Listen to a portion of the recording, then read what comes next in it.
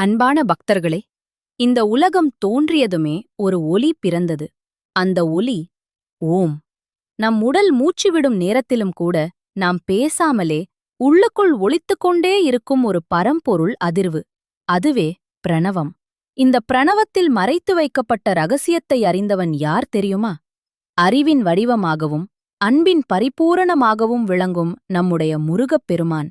இவர்தான் பிரணவ மந்திர சுரூபன். ஒரு நாள் பிரம்மா புதிய உயிர்களை படைத்துக் கொண்டிருந்தார்.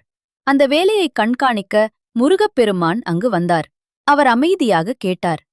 பிரம்மதேவரே, நீர் படைப்புத் தொழிலை செய்கிறீரல்லவா? உயிரின் ஆதாரம் என்ன என்று முருகப்பெருமான் கேட்டார்.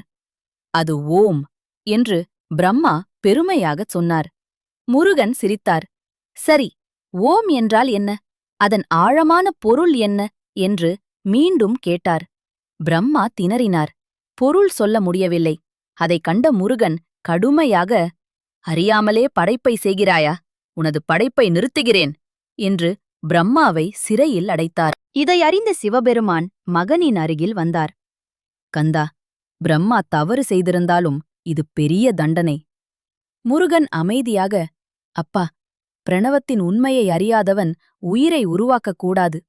சிவன் கேட்டார். அப்படியென்றால் ஓம்கார ரகசியம் என்ன? உலகம் முதல் முறையாக முருகன் குருவாக மாறிய தருணம் அது. முருகப்பெருமான் மெதுவாக சிரித்தார்.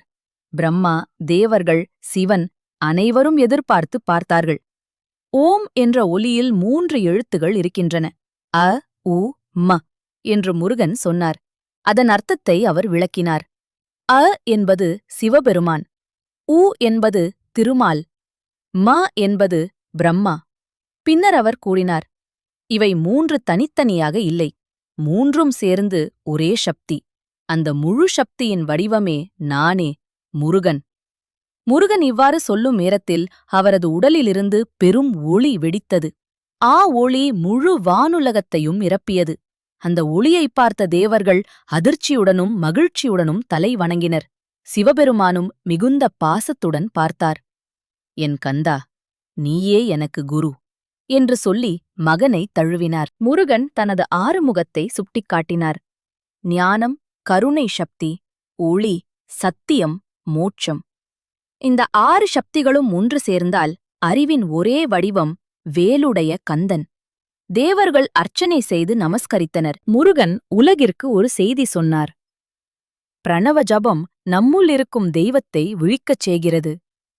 ஒரு மனிதன் மனதை கட்டுக்குள் கொண்டு வந்து பரிசுத்தமாக ஜபித்தால் மனம் தெளிவாகும், பயம் தொலைந்து போகும், அறிவு வளர்ச்சி அடையும், வாழ்க்கை ஒளியால் நிரம்பும்.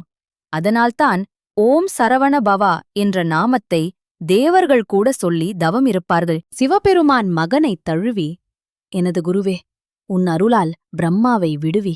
முருகன் சிரித்தபடி பிரம்மாவை வெளியே விடுத்தார். பிரம்மா பணிவுடன், நான் அறியாமையில் தவறு செய்தேன். இனி ஓம் என்ற ரகசியம் மறவேன். வானுலகம் ஆனந்தத்தில் முழங்கியது. நம் மூச்சு உள்ளவரை நம் உள்ளே ஓம்காரம் ஒலிக்கிறது. ஓம் சரவண பவா. இத்தகைய தெய்வீக கதைகளை தொடர்ந்து கேட்க டிவைன் புராணம் சேனலை சப்ஸ்கிரைப் செய்யுங்கள்.